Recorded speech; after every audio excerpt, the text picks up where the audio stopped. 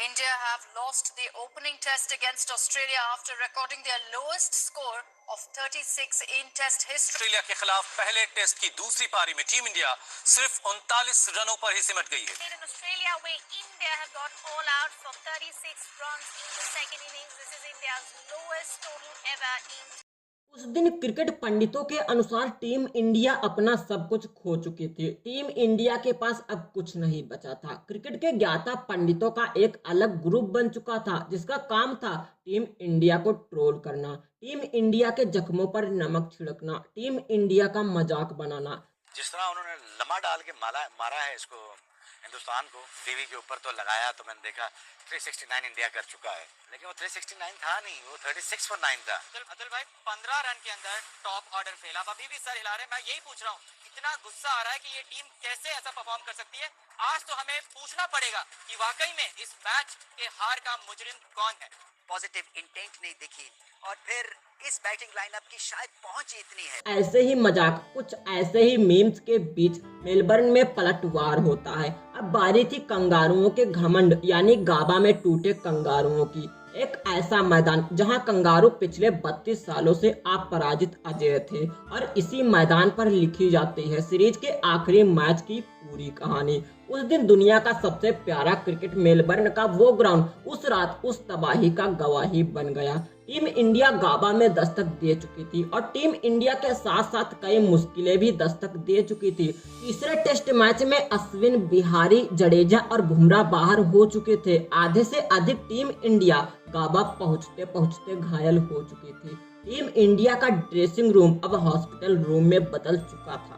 आखिरी मैच में team India के पास इंपॉर्टेंट प्लेयर बचे ही नहीं थे। अश्विन अपने इंजरी से जूझ रहे थे। चोटिल प्लेयर्स की एक लंबी लिस्ट तैयार हो चुकी थी। कप्तान रहाणे के पास एक के बाद एक मुश्किलें आती जा रही थी, लेकिन गाबा में अब भी कंगारुओं का घमंड जिंदा था और इस घमंड की असली वजह पिछले 32 सालों से दिल दहला देने वाला रिकॉर्ड जो कंगारुओं के वर्चस्व को स्थापित कर रहा था। दूसरी तरफ जो भारतीय गेंदबाज कल तक ड्रेसिंग रूम में बैठकर मैच का आनंद लेते थे, वो आज टीम इंडिया के मेन बॉलर बन चुके थे और इन्हीं गेंदबाजों के दम पर रहाणे को गाबा के लाल को भेदना था। नमस्कार दोस्तों, आप देख रहे हैं क्रिकेट अपना खेल, अपनी आवाज अपने नए अंदाज में। सीने में बदले की आग तैयार थी। टीम इंडिया गाबा के मैदान पर दोनों टीमों के कप्तान एक अलग अंदाज में नजर आ रहे थे। एक के अंदर गाबा का घमंड था तो दूसरे के जहन में उस 32 सालों से चला आ रहा घमंड को तोड़ देने वाला एटीट्यूड। 32 सालों से गाबा में अपराजित कप्तान अपने घमंड के साथ मैदान पर उतरते हैं, तो वहीं रहाणे अपने स्वभाव के साथ मैदान पर। दोनों के बीच टॉस हुआ और टॉस में एक बार फिर से सिक्का कंगारुओं के पक्ष में गिरता है। टॉस जीतकर कंगारू कप्तान पहले बल्लेबाजी करने का निर्णय करते हैं।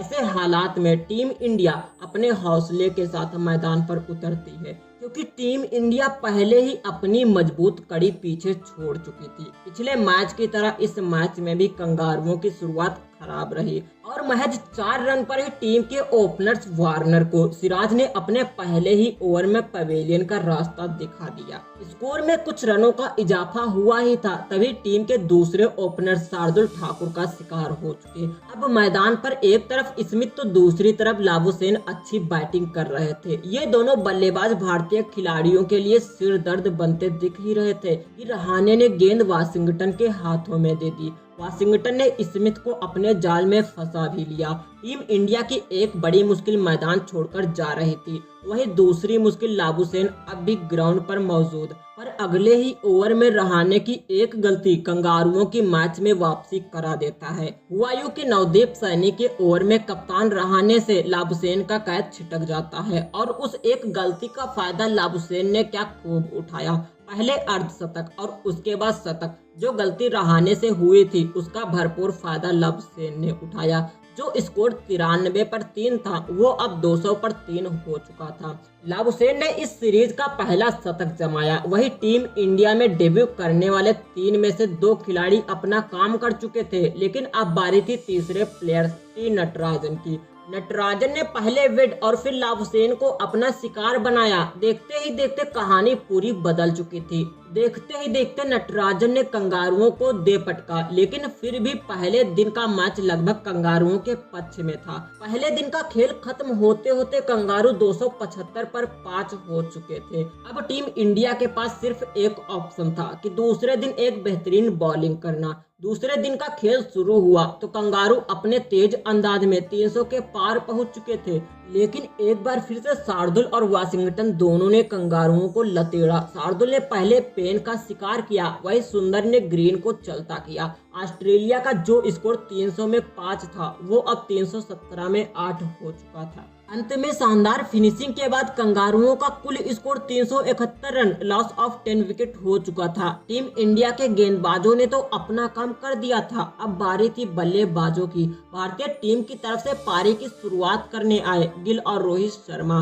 कंगारुओं की तरह ही टीम इंडिया की शुरुआत काफी खराब रही और अपना पहला विकेट 11 रन पर ही गिरा चुके थे। बारिश की वजह से दूसरे दिन का खेल पूरी तरह से रोक दिया गया।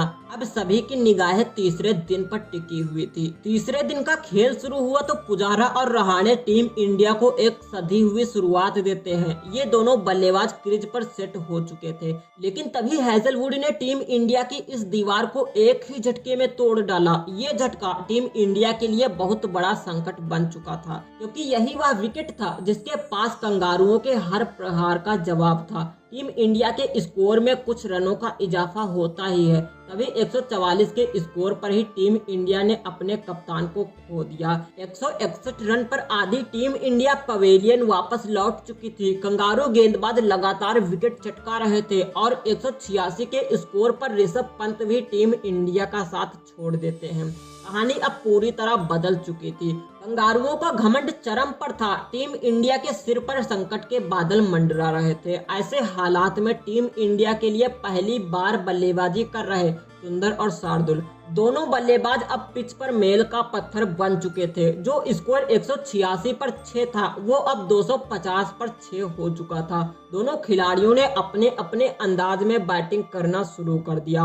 इस समय मैदान पर टीम इंडिया की वापसी साफ साफ दिखाई दे रही थी। दोनों बल्लेबाजों के बीच 100 रनों की साझेदारी हो चुकी थी और दोनों बल्लेबाजों का अर्धशतक भी पूरा हो चुका था। टीम इंडिया अब कंगारुओं से महज 50 रन ही पीछे थी, लेकिन शार्दुल इस समय एक बड़ा शॉट लगाने के चक्कर में अपना विकेट खो देते हैं, परंतु वाशिंगटन का आक्रमण अब भी जारी था। तीसरे दिन का खेल खत्म होते होते कंगारुओं के पास महज 54 रनों की बढ़त बची थी। इस समय पूरी टीम इंडिया 336 रनों पर ऑल आउट हो चुकी थी। टीम इंडिया भी अब मैच में वापसी कर चुकी थी। जवाब अब कंगारुओं को देना था। ऐसे हालात में अब इंतजार था चौथे दिन का। 3 दिनों का खेल खत्म हो चुका था और न टीम इंडिया हार मानने को तैयार और न कंगारू, और गाबा का घमंड भी अपने चरम पर था। ऐसे हालात में कंगारू तैयार थे 32 सालों के घमंड को अजेय रखने के लिए, परंतु टीम इंडिया भी तैयार थी कंगारुओं के इस अजेय को तोड़ने के लिए। कंगारू एक शानदार शुरुआत के बाद एक बड़ी बढ़त की तरफ बढ़ रहे थे। तभी सुंदर और शार्दुल ने इस जोड़ी को ग्राउंड से बाहर करने का काम किया। अब ग्राउंड पर स्मिथ और लाबुसैन दोनों खिलाड़ी ऑस्ट्रेलिया के बने उस 32 साल के वर्चस्व को कायम रखने के लिए अपने अंदाज में बैटिंग कर रहे थे, लेकिन तभी ग्राउंड पर उस आंधी ने ऑस्ट्रेलिया की आधी टीम को पवेलियन वापस भेजने का काम किया और वो आंधी थी मोहम्मद सिराज। सिराज ने स्मिथ, लाबुसैन समेत 3 और बल्लेबाजों को पवेलियन का रास्ता दिखाया और बाकी बचा हुआ काम सुंदर और शार्दुल ने पूरा किया। टीम इंडिया के सामने अब 329 रनों की बढ़त थी और वक्त था महज एक दिन का। ये चुनौती आसान नहीं होने वाली थी। एक तो गाबा का वो मैदान और दूसरा क्रिकेट टेस्ट का आखिरी दिन। पिच की लंबी दरारें कंगारुओं का अभिमान बन चुकी थी। 329 रनों का पीछा करने उतरी भारतीय टीम महज 18 के स्कोर पर ही अपना विकेट गंवा देती है। बाद में पुजारा और गिल ने टीम इंडिया की पारी को आगे बढ़ाया। गिल अपने अंदाज में बैटिंग कर रहे थे तो पुजारा अपने अंदाज में। दिन का पहला सेशन खत्म हो चुका था। टीम इंडिया 83 रन पर अपना एक विकेट खो चुकी थी। दूसरे सेशन में टीम इंडिया अपनी एक रणनीति के साथ उतरती है, क्योंकि उसे ये मैच हर हाल में जीतना था। दूसरे सेशन के शुरू होते ही पुजारा और गिल कंगारू गेंदबाजों पर टूट पड़ते हैं और दोनों के बीच 100 रनों की एक बेहतरीन पार्टनरशिप हो जाती है। इस जोड़ी को तोड़ने के लिए कंगारुओं ने लायन की सहायता ली। लायन ने अपनी फिरकी में गिल को फंसा लिया। अब ग्राउंड पर पुजारा का साथ देने कप्तान रहाणे आते हैं, लेकिन रहाणे ज्यादा देर तक ग्राउंड पर ना रुक सके और एक छोर से लगातार विकेट गिरती जा रही थी तो दूसरी छोर पर पुजारा दीवार बने खड़े थे। अब ग्राउंड पर आते हैं नए बल्लेबाज ऋषभ पंत। तीसरा और आखिरी सेशन स्टार्ट हो चुका था। 37 ओवर्स का खेल बाकी था और टीम इंडिया के खाते में अब भी 7 विकेट मौजूद थे। ऋषभ को जिस काम के लिए भेजा गया था वो अपने काम को बाखूबी निभा रहे थे। पंत के आक्रमण से कंगारुओं के चेहरे की रौनक उड़ गई थी। टीम इंडिया का कुल स्कोर 228 रन हो चुका था। अब टीम इंडिया को जीत के लिए महज 100 रनों की जरूरत थी। तभी कमिंस ने पुजारा को अपना शिकार बनाया। कमिंस के इस विकेट से टीम इंडिया में खलबली मच चुकी थी, लेकिन पंत कंगारुओं को कहां छोड़ने वाले थे। वो अपने उसी अंदाज में बैटिंग कर रहे थे। पुजारा के बाद मयंक भी टीम इंडिया का ज्यादा देर साथ ना दे सके। वाशिंगटन और पंत ने एक बार फिर से टीम इंडिया की उस उम्मीदों को जिंदा रखा। जब टीम को महज 10 रनों की जरूरत थी तब सुंदर कंगारुओं का शिकार बन चुके थे। वाशिंगटन की इस पारी ने टीम इंडिया की नैया को पार लगा दिया था। टीम इंडिया का स्कोर 325 रन पर 7 विकेट हो चुका था। वहीं स्ट्राइक पर थे ऋषभ पंत। अब सबकी निगाहें पंत पर थी। तभी पंत के इस शॉट से कंगारुओं का घमंड टूट जाता है वो रिकॉर्ड जो पिछले 32 सालों से अपराजित अजेय चला आ रहा था। गाबा का घमंड जीत गई है मुकाबला भारत और 2-1 से श्रृंखला भी जीत ली है। बॉर्डर गावस्कर ट्रॉफी जाएगी गावस्कर के देश। ले जाएंगे ये ट्रॉफी इंडिया वाले ले जाएंगे और रह जाएंगे ऑस्ट्रेलिया वाले देखते रह जाएंगे। Never ever underestimate the Indians. I mean, भारतीय क्रिकेट टीम ने ऑस्ट्रेलिया में अजिंक्य रहाणे की कप्तानी में आज इतिहास रचा। ब्रिस्बेन में खेले गए चौथे टेस्ट में टीम इंडिया ने ऑस्ट्रेलिया को 3 विकेट से मात देकर टेस्ट सीरीज 2-1 से जीत ली है।